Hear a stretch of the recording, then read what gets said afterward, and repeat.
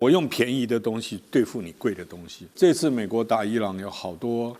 的 case 是盟军或美军用比较贵的这个弹去对付这个比较便宜的无人机，包括未来战争或者是以伊朗作为标的这种类型的战争，是不是传统的这些我们所已经知道的武器，或者是台湾也有的武器，能不能够应对类似伊朗这样子的空中冲突或防空需求？伊朗的这个战事还在持续啊。最近伊朗其实也进行了多次回击啊，超过90波，然后呢多次袭击了沙烏地阿拉伯苏丹王子空军基地这个地方。最新曝光的卫星影像也显示呢，美军终端高空区域防御系统，也是萨德系统啊，这个关键设备 ANTPY-2 这个雷达在3月1号的攻击中受损。另外，3月27号呢，在袭击当中被炸毁的一架美军E3哨兵空中预警机呢，也看到这个飞机的残骸啊被暴露出来。好，五角大厦发言人呢，先前都是以作战安全作为理由，他们拒绝评论雷达遭到锁定并且被攻击啊这件事情来发表评论。但是呢，现在川普已经讲狠话了哈，说2到3周内就会把伊朗打回石器时代。以美国的战力确实是可以这样做哈，伊朗也非常清楚。但是从伊朗的最近反击啊，可以看出他们在不对称作战上面，他们的打法的逻辑嘛。介正老师，对，其实就我们在台湾平常讲的不对称，或者是说一般人的理解，是以弱击强，以小击大，以多击少啊，就是因为多，所以你战力没办法把我打完，对啊，所以我战力可以保存，然后我用便宜的东西对付你贵的东西。这次美国打伊朗有好多的 case 是盟军或美军用比较贵的这个弹去对付这个比较便宜的无人机，对。那么，所以包括未来战争，或者是以伊朗作为标的，这种类型的战争，是不是传统的这些我们所已经知道的武器，或者是台湾也有的武器，能不能够应对类似伊朗这样子的空中冲突或防空需求？这是第一点。是第二个。就算你雷达再强，像我们讲的就是萨德系统，萨德系统它就是两个组合，一个是非常厉害的雷达，因为它可以侦测到非常精准的定位；另外一个就是拦截器，是啊，那细细长长尖尖的那个飞弹，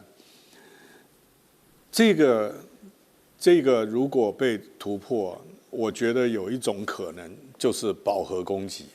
就是一群下来，你没有办法识别目标，或者是目标多到你没有办法同步处理，总会出现漏洞。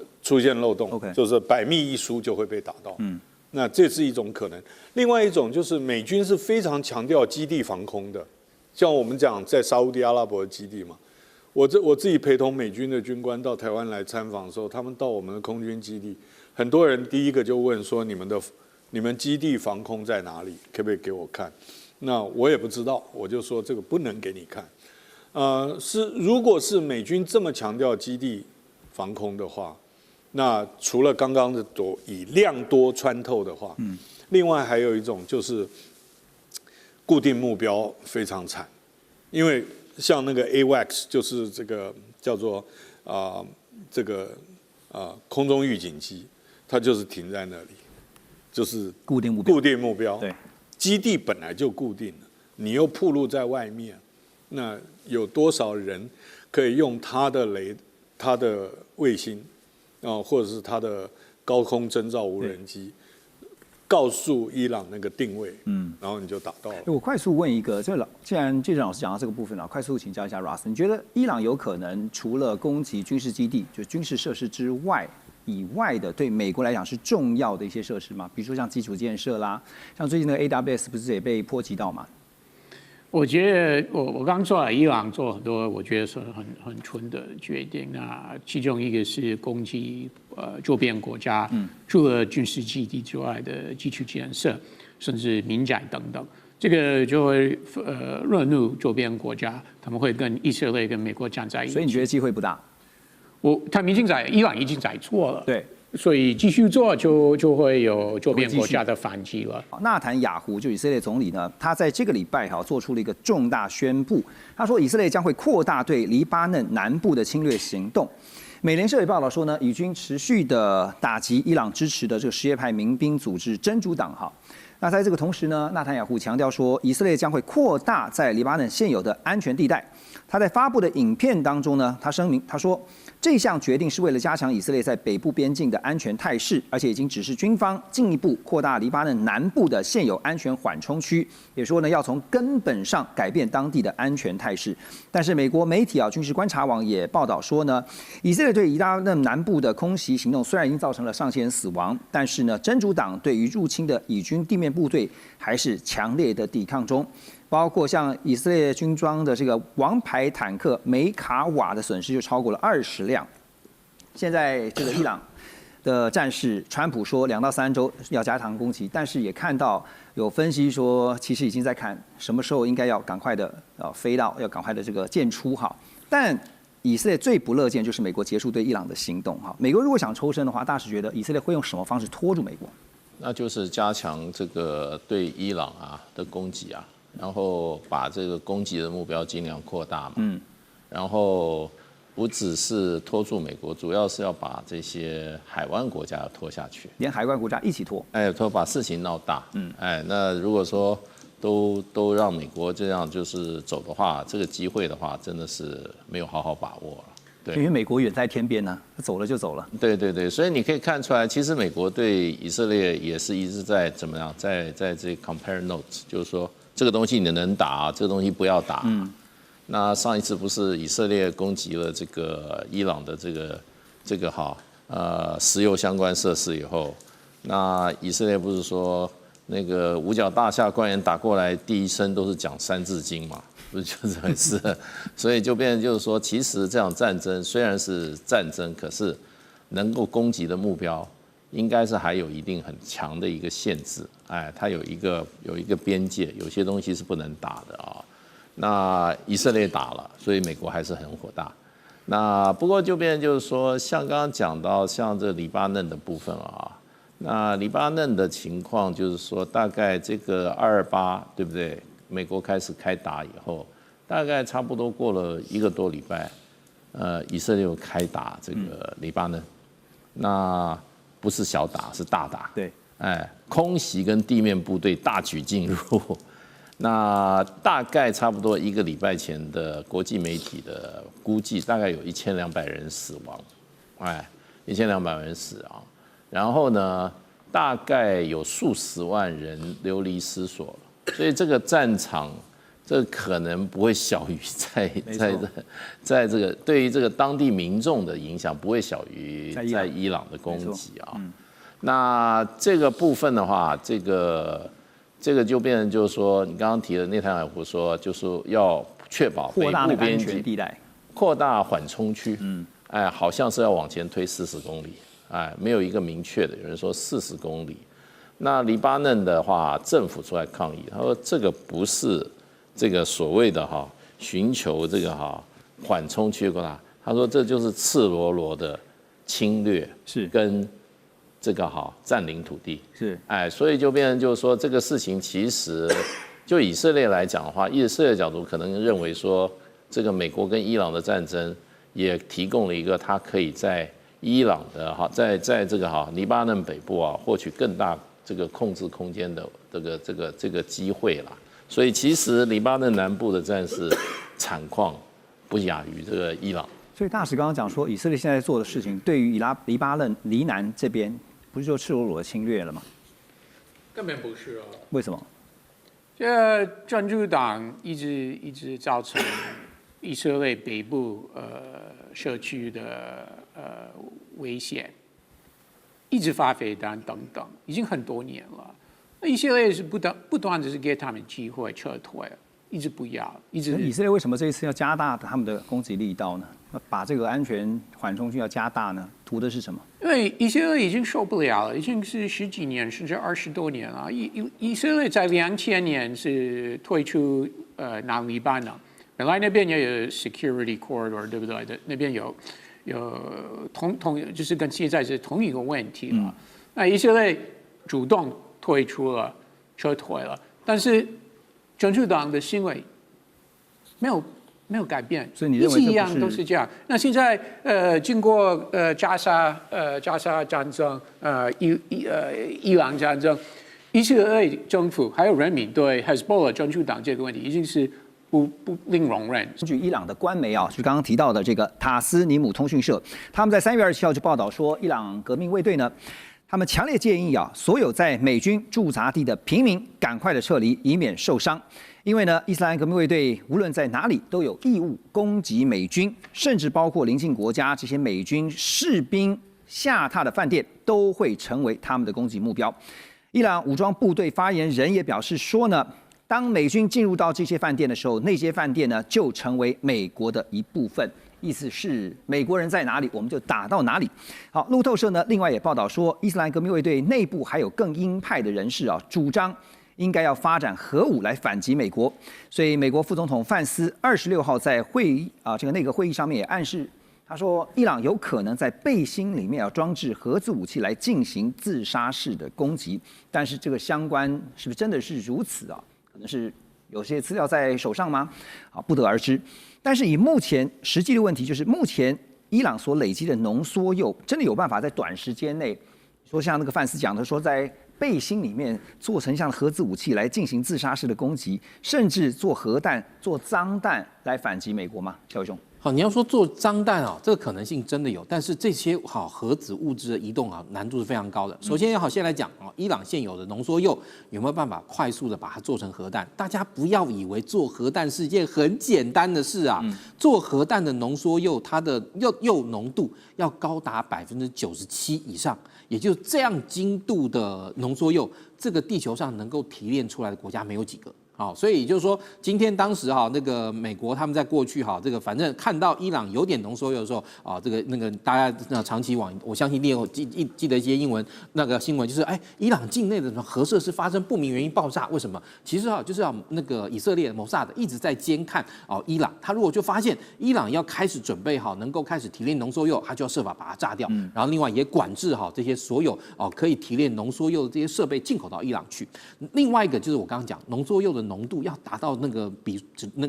浓缩的那个纯度比例要非常高。像比如说以美国来说，美国这个福特级航空母舰，它的核燃料浓度高达95%，但是美国人可以敢把它拿来装到航空母舰上当核燃料用，为什么？因为他们知道97以下的核燃料不会产生连锁反应，也就是你要拿来当核武器，产生这种所谓的热核反应，就是能够这个引爆的，你一定要浓度达到97%以上，或甚至更高，才有办法作为这种所谓叫武器级的这种浓缩铀来做这个核武之用。你说今天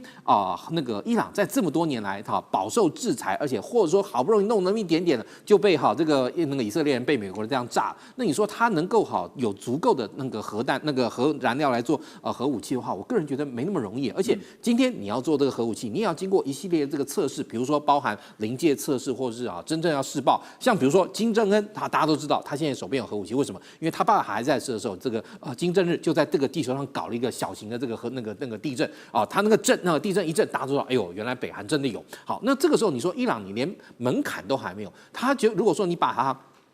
当初跟我们民国70年代张献义那个时期搞这个核武器类比的话，他基本上那个时候张献义把这个资料拿出去的时候，是让美方知道我们能够在6个月之后能够弄出来。但是如果说现在假设，即便伊朗在被美国跟那个以色列攻击的时候，达到当初那个张献义丢文件的这个水准的时候，这时候你其实你这个东西做出来，你要拿什么东西丢出去？当然你说他有很多这个地对地弹道飞弹可以飞个这个2000公里、4000公里等等，这些我都同意。但问题是说，你今天你这个东西两个要结合，能够射出去成功才能够算数。也就是说，有这个能力不见得有这样的一个程度对，而且范斯的说法，我们这样来看的话，其实不也正在合理化，就是这次美国出兵伊朗的一个理由吗？好，那现在就想说，伊朗呢现在威胁说要对于邻近的国家的饭店，还有包括了美军基地攻击而且说反正呢你这个军事官下榻的饭店都成为我伊朗攻击的目标，这背后的战略目的要怎么看呢？大使？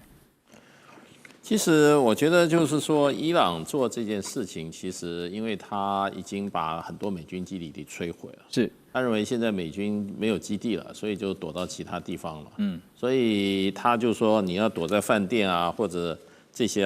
的地方他要去追杀，而且还要俘虏美军。那其实他这个意思呢，饭店为什么会指饭店？我觉得他就是跟海湾国家讲，我如果打你饭店的话，我不是对你，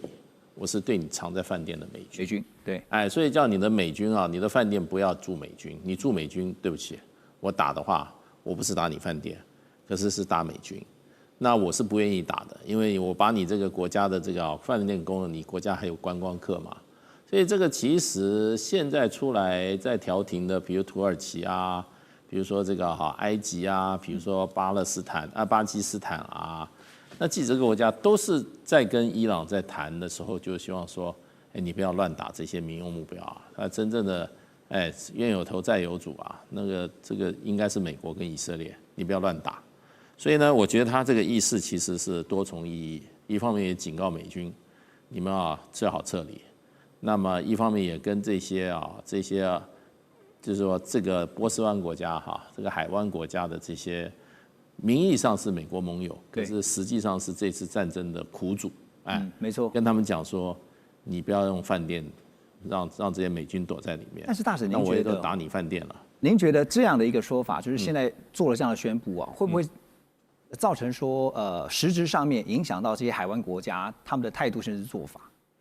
他们会把这个对美国施压的力道加大。那个很多西方媒体包括什么 New York Times 说，他们现在对伊朗这个什么要准备叫美国人继续打伊朗，然后他们自己可能出兵，我认为那是胡扯八道。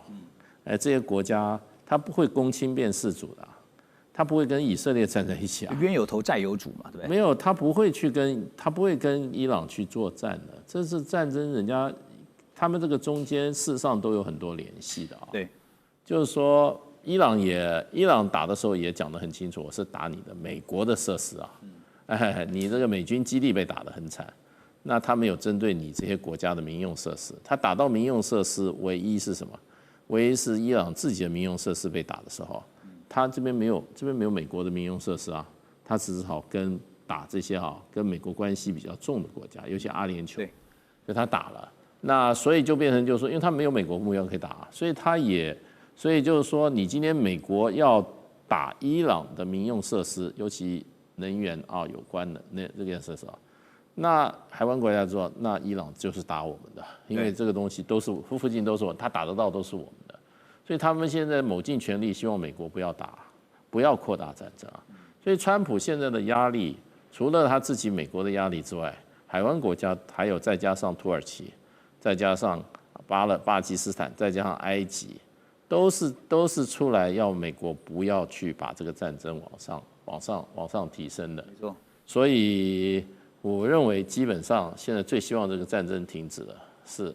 海湾国家。海湾国家现在的想法也是，这个战争是你美国发动的，可是呢，现在受害的，像您刚刚讲说，最大的苦主是我们，因为被打的、被这个毁损的。虽然是有美国的军事基地，但是也有一些部分的民用设施，就是在我们这些国家的境内那但是问题是，根本对你美国没有什么样的一些影响。好，那当然现在重中之重，关切点还是在于荷姆斯海峡的实质控制现在开放通行呢，对于川普来讲，对于美国来说是当务之急那伊朗的外长呢，阿拉奇最近也证实说伊朗基于友好国家定义，目前只允许包括中国大陆、俄罗斯、印度、伊拉克还有巴基斯坦这5个国家的船只通行，其余呢被视为是敌对势力的船只仍然遭到禁止通行。这个5个国家里面呢，我们看到没有日本所以日本在处理上呢，刚刚莱特提到显得格外的谨慎。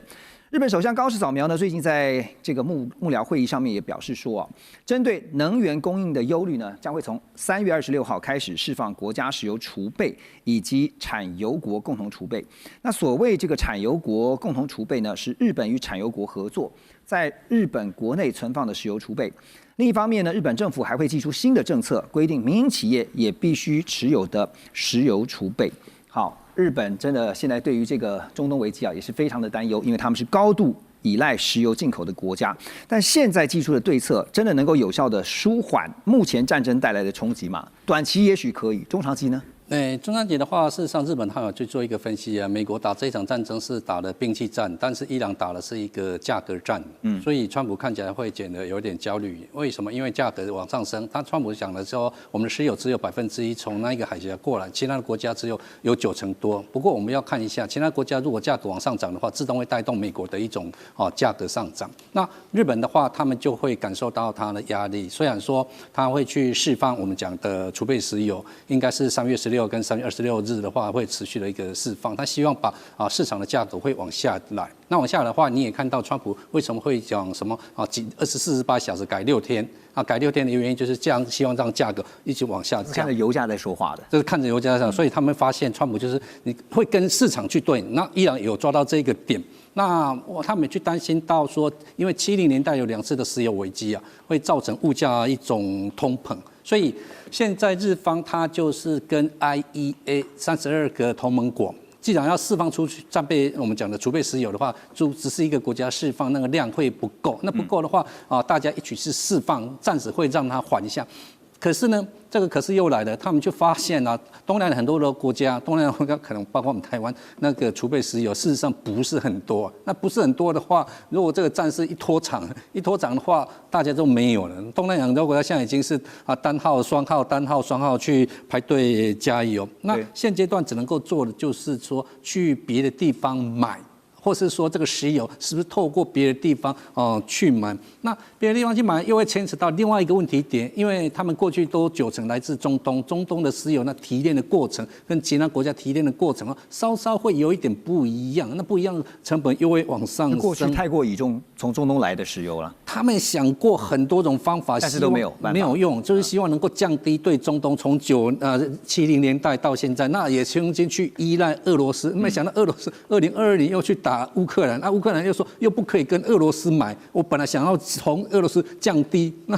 搞到最后又回到中东来，中东搞这个的话，所以他们的战备那个石油是254天，那跟其他亚洲国家来讲算是够，那即使是够，价格还是往上涨。那这些价格往上涨，股价就往下跌，日币就会贬，日币贬的话，物价又会带动。等于是高市，它好不容易有一个经济起来，那又你物价一上来，民生又会说物价又上来了，我们怎么办？好，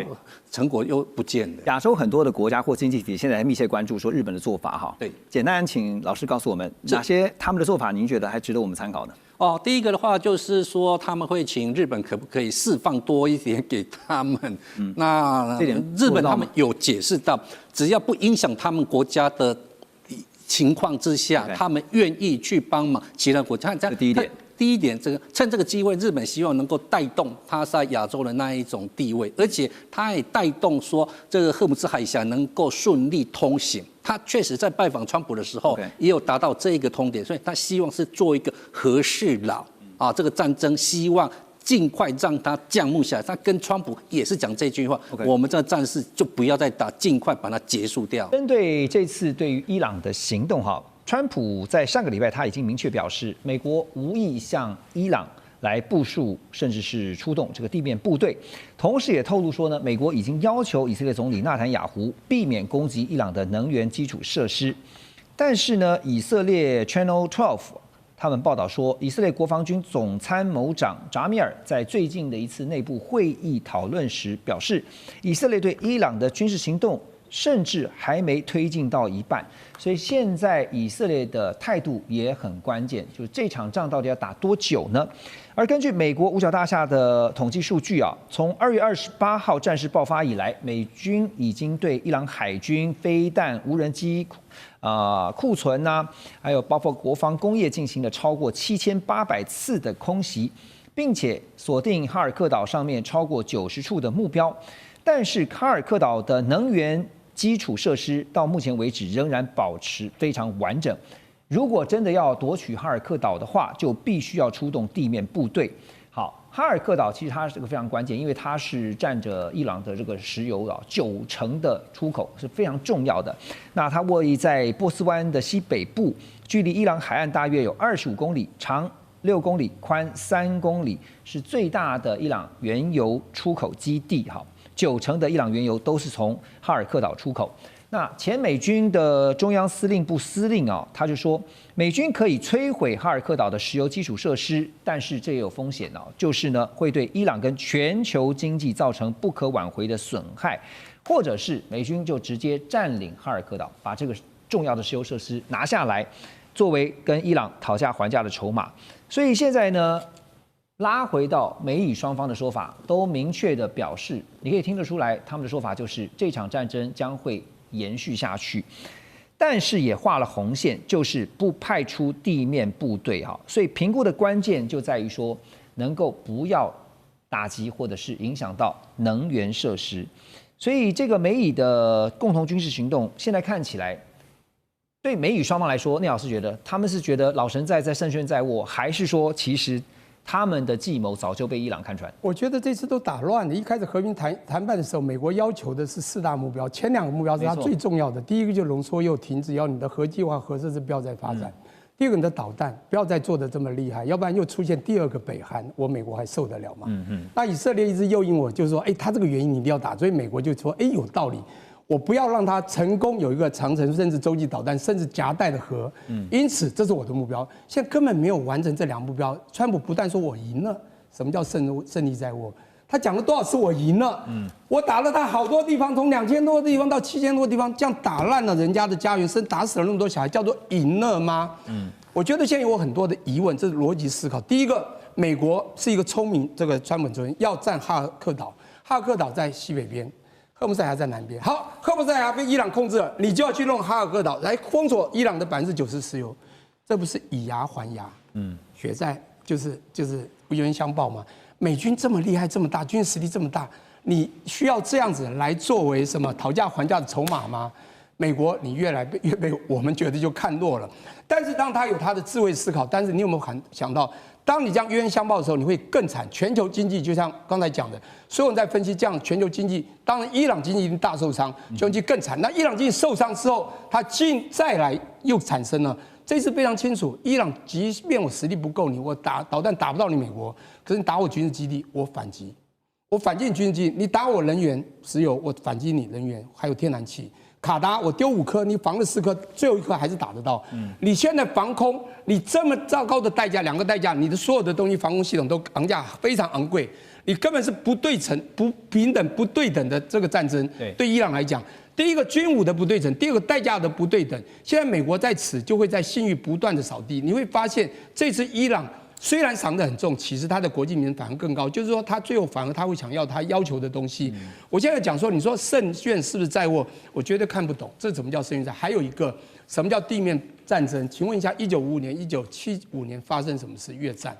阿甘正传》里面非常清楚，年轻人打到最后疯狂扫射，看到草丛一动，那个鸡也杀，老弱妇孺都杀。已经情绪崩溃了，就像福特号现在的士兵，你加半年又7个月，还要加2个月在海上，他受不了，连马桶都会塞东西去，情绪会受不了的。船烧了睡在甲板上，美国的问题真的要去了解，这已经有点外强中干了。所以第2个呢，大家也记得吧，在2003年啊，这个我讲2月5号，Powell拿了一个毁灭性的这个武器，抓到了这个玻璃瓶里面的东西，这个白粉呢。当普丁说是一个洗衣粉，就打了伊拉克，从什么时候？2003年打到了2011年，8年9个月。请问地面战有什么样的收获？到现在他在伊拉克又产生了什么样的不好之名声？我觉得打地面战，就算这个岛你封锁下来，我觉得你也没有胜。而现在这个 idea 好像不错，但是您问我是不是胜券在握？我觉得这绝对不是。所以我觉得这次战争是一个我觉得很有趣的战争。第一个，川普情势错判。所以这个形势就有点转型了。所以我刚刚一直在讲这个战争，我认为啊，如果国际在美国霸权还没有办法能够完全要求，或者说我们不要讲要求，就是用不管示好的方式或怎么样的这个诱因的方式，让这些国家跟他刚刚讲自由行动也好，或者跟美国一起来抵制现在战争。美国这个我刚刚讲霸权的上钟，这次真的会被敲响。所以这次其实我们可以看到说，美国现在避免的就是重蹈覆辙啊，就是之前不管是阿富汗也好，伊拉克也好，包括再早一点的越战、韩战这样的一个泥淖之中。好，那最新的战损报告也显示啊，从2月28号这个开战以来呢，美军已经损失至少16架军机啊，其中包括了10架死神无人机被击落。那这2天呢，甚至也传出了美军最先进啊、引以为傲的这个 F-35逆中战机呢，也疑似被伊朗的火网给击中，被迫紧急降落。相关的讯息当然必须要等待进一步的证实。而美国参谋长联席会议主席就是凯恩呢，他也坦言说，美军目前只拥有局部制空权，也就是只能够控制特定的伊朗领空。那因为伊朗真的是幅员广大，你没有办法完全把它的领空给这个掌控下来。好，那开战不久呢，其实呢，我们知道美国就掌握了相关的情资，然后锁定伊朗的最高领袖哈米尼呢来斩首成功。那凸显出的是情报的优势，还有反情报失守对于现代战争的决定性影响。但现在看起来，以色列这边的动作，尤其是这边就是说，目前似乎还是想要用斩首当做一个重心，那要把所有的伊朗领导阶层一一的赶尽杀绝啊。但是有了先前教训的伊朗，他们目前的情报跟反情报的工作又怎么看呢？文佳老师。这个讲到情报反情报此时此刻是非常之重要就像委内瑞拉的总统其实被活抓那莫托罗其实是靠美国的一个精确的情报，然后呢，他疏忽了反情，就是没有去做好反情报，所以基本上就被抓了嘛。那这次的斩首行动哈马内伊呢，他其实他被抓到也因为怎么样？因为美国有精确的情报，然后呢，加上他没有疏忽了这个情报，所以呢。美国的情报优势导致于能够斩首成功，然后呢，这个伊朗因为反情报的失误，导致呢他被斩首。那我想这样子看起来呢，这个情报反情报此时此刻是在战场是非常之重要那我想这个美伊呢，它的情报能力虽然这个是非常强，但是呢，其实它会递减的。为什么递减呢？因为战事一拉长。有时候情报是怎么样？需要靠内线，因为你越长，他们越会保密，你越难去掌握情报。然后他反情报做得很好，这是一个部分。第二个，伊朗呢，他会靠什么力量呢？他会去中心化的一个指挥部。他们以前是集中嘛，可能要集中开会或是拿手机，他现在可能不会这样做了，他会分散，所以你很难去执行这个斩首，他会做好反斩首任务那第三个，他也用无人机跟这个飞弹来打消耗战，他企图他去瓦解你的这个斩首，他用消耗战来让你的这个美国，虽然你的是战术是获胜了，你的战术，但是你的战略呢，其实是会陷入一个消耗战，你未定。对，因为尤其呢，这个我们知道伊朗它是一个神权国家，它土地有165平方公里，人口有8000多万，而且它具有当国这个所谓的领导人的人比比皆是，因为他人太多了嘛。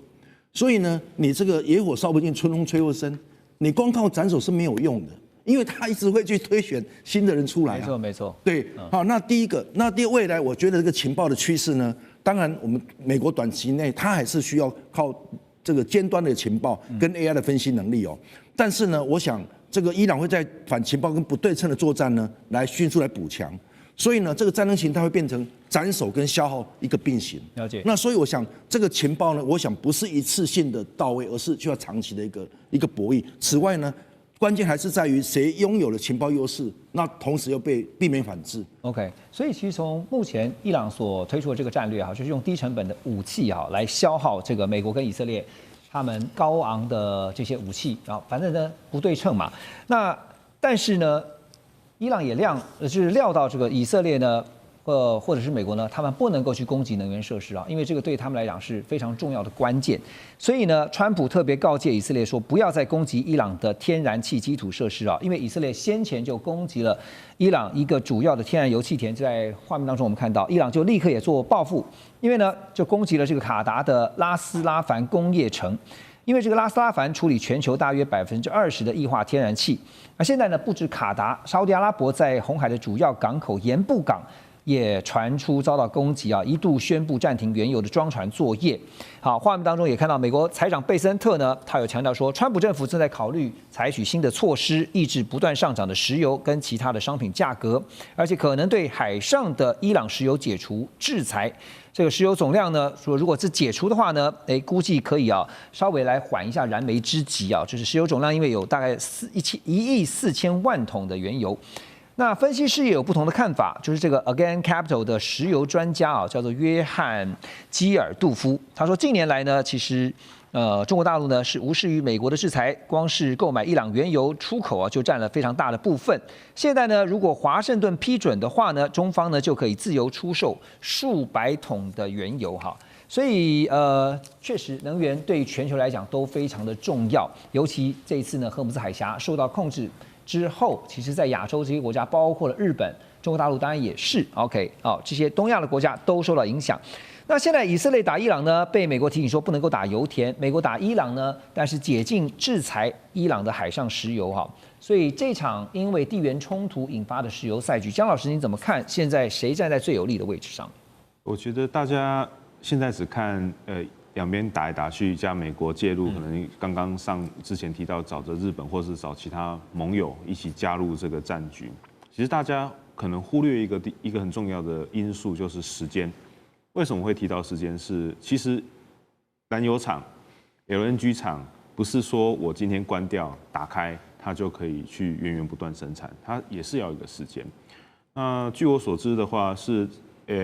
目前的燃油气厂再打开的话，至少1个月以上的时间，那再加上装船，然后再到你的买主身上，那其实有很多很多的时间因素。那突然打了，又突然不打了，那我是开还是不开？对。然后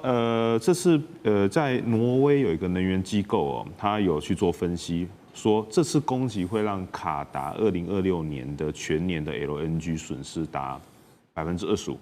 所以大概是2000万公吨，然后呢，要修复到像打仗之前的话，大概要5年 ，OK， 所以这个是个非常严重的警讯。那再加上刚刚主持人有提到说，解除限制之后，中国可能会就地把之前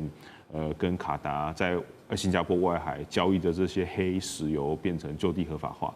那其实这也会一方面，我觉得。目前来说，对美国来说算是一个很矛盾的状况。那为什么这样说的话？之前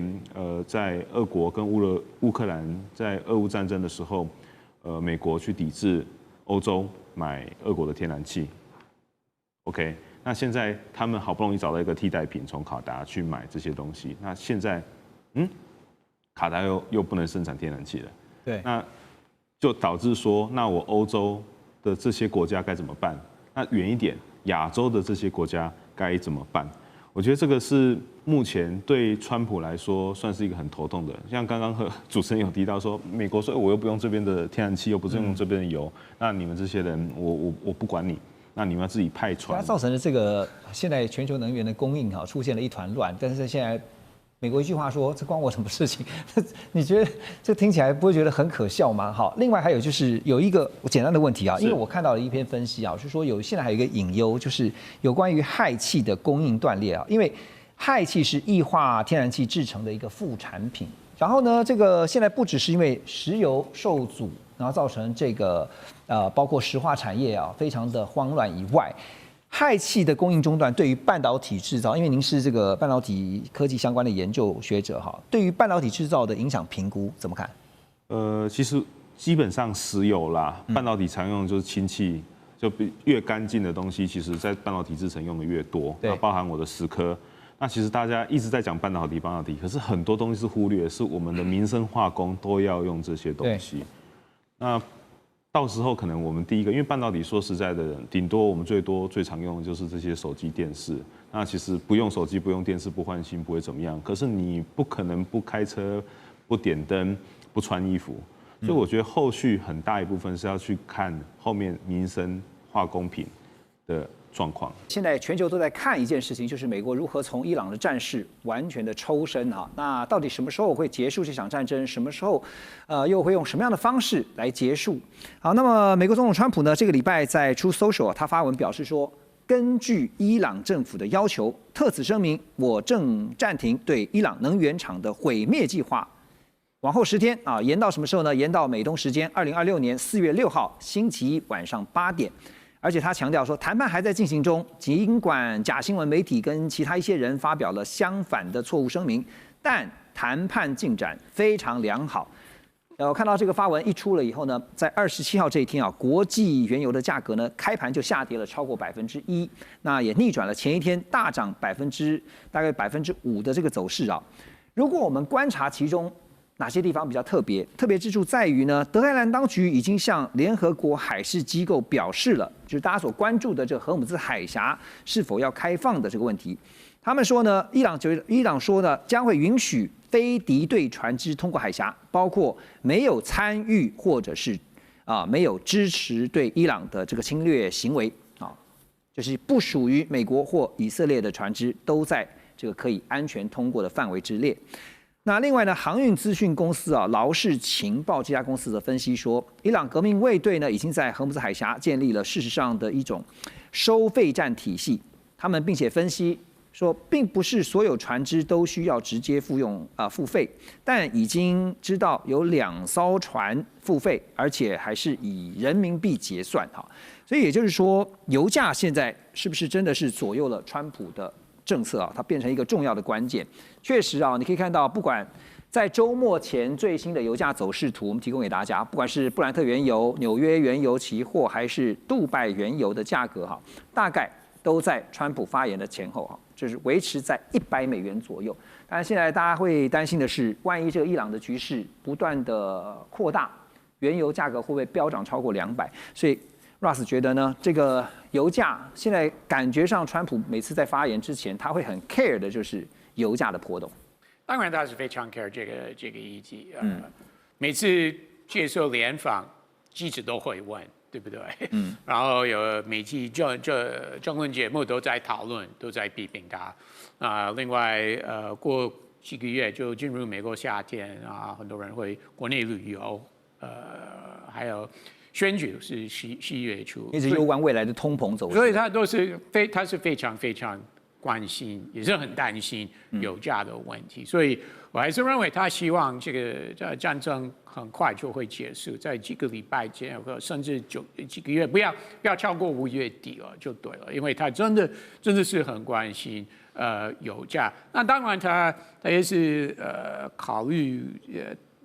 为什么打仗，就是战争这个目标啊。那目标是伊朗要放弃核武，要放弃远程导弹。那川普也是很关心这2个议题。你觉得这战略目标？他目前最担心的就是油价了。对啊，就是本来对外宣称说战略目的其实是要伊朗放弃核武嘛。但是现在转而是最近的关键的焦点都锁在说要重新开放荷姆兹海峡。但是只要战争结束，海峡就会开放了，要不然就战争不会结束了。我的意思是说，不管是什么样的安排，比如说伊朗愿意谈条件，或是因为美国用他的军事实力，早晚海峡还是会开放了。你觉得？那开放之后，油价就希望会下降。我认为这是川普的想法，所以对他来说。当然是他在担心油价，但是为了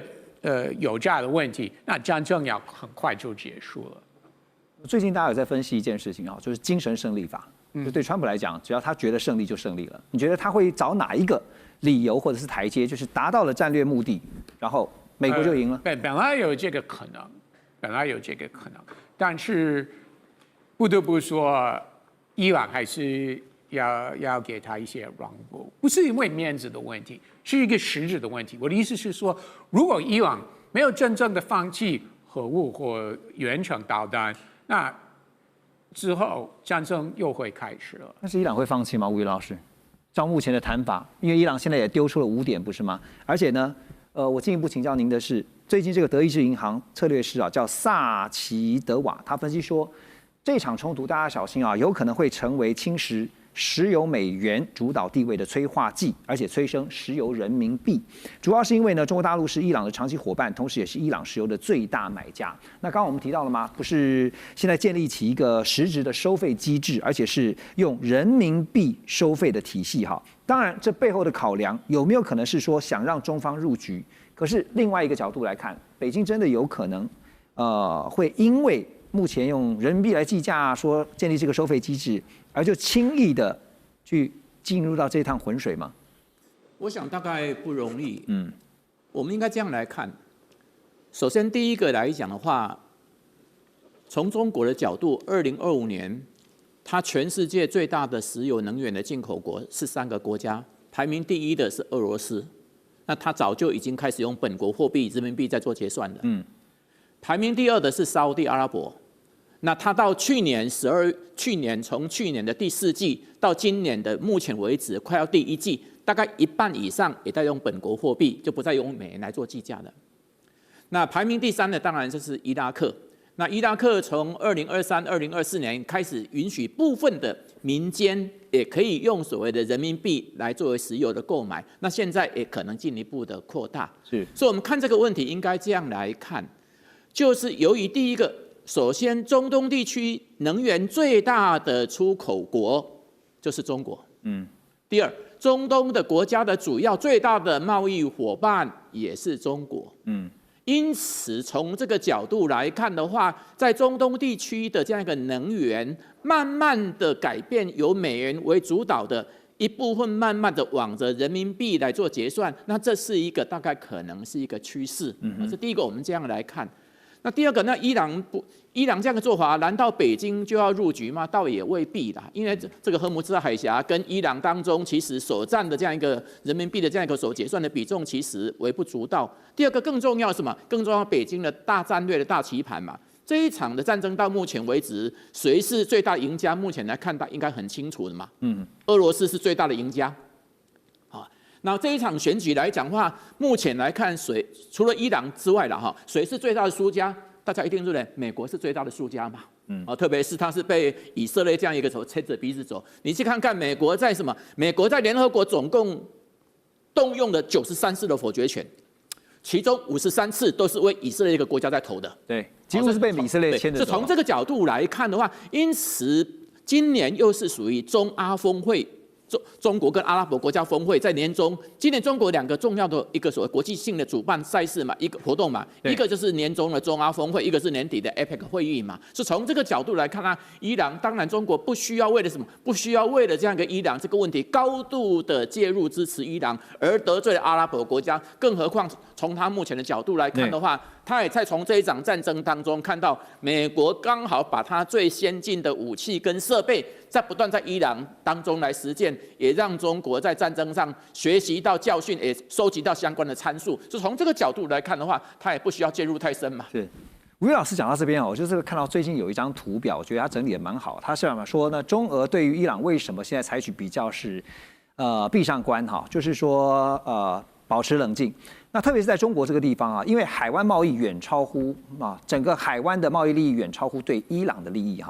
那另外呢，就是说中国与沙烏地阿拉伯、阿联的贸易规模远大于伊朗，军事介入的话呢，将会损害能源投资的版图。所以不管怎么样想呢，其实现在保持你说等距也好，或者是说有个距离是好事。可是北京如果想透过伊朗这一次的战事去牵制川普的话，在中东这边有哪些杠杆是还可以操作的呢？这个阿基米德讲过一句话，给我一个支点就可以举起整个地球，就代表杠杆的重要嘛。那有些中小型国家因为具有战略位置，比如说二手海峡，还是这个特殊的技术，像晶圆制造，还是因为稀有资源，像稀土，甚至加入什么国际组织联盟，像NATO 北大西洋公约组织等等，而具有杠杆的地位。好比台湾多年来一直是美国操作中国一点杠杆。那我们来盘点一下中国在这次的战争到底有哪些杠杆。第一个当然是军事啦，就伊朗。那伊朗跟中国有所谓军事合作，甚至还有科技能源合作。不过呢，伊朗终究是一个主权国家，是一个地方之霸，它不是一个小弟不太可能当代理人，所以这个杠杆很有限。第二个就是刚刚我们吴岳老师讲过的沙烏地阿拉伯，它跟中国商业经济合作非常繁盛啊，互动非常频繁，那是一带一路的重要节点，而且刚讲的人民币结算。但问题是，沙特阿拉伯很亲美啊，它跟美国有军事合作，还有美军基地啊，所以也是很有限。第三个有人讲说啊，是不是那些侧翼组织，像黎巴嫩的真主党，巴勒斯坦的哈马斯，甚至胡塞青年组织，这个顶多当成侧翼的侧翼啦，就是杠杆的杠杆，由伊朗来协助发动，而且没有全盘掌控能力，也是很薄弱。如果归根究底，反而有杠杆啊，就中国自己的国家形象。第一个，因为它国力提升，那跟这个中东诸国的往来很频繁，那不像美国一样做生意还要传教，传什么教？传民主的教啊。那只乖乖做生意。第二个呢，他也不干涉人家内政。第三个，卖给你的军事武器也不会限制你的使用。所以相形之下呢，反而啊，这个自己的国家形象反而是比较有意义的杠杆。那最后一点来讲哈，我们做个结论啦，中国在中东地区是有杠杆，但是杠杆是只有局部的影响力，并没有全面的控制力。特别是中国也不希望全面失控。那么只能说结果是让美国很烦很忙，然后花费更多的时间、人力资源在这上面而已。是美国现在陷入了一个焦灼状态。好，来快问快答 ，Russ， 你觉得美国接下来大家关心的是会发动地面战吗？你觉得会还是不会？小规模的可能性是很大的。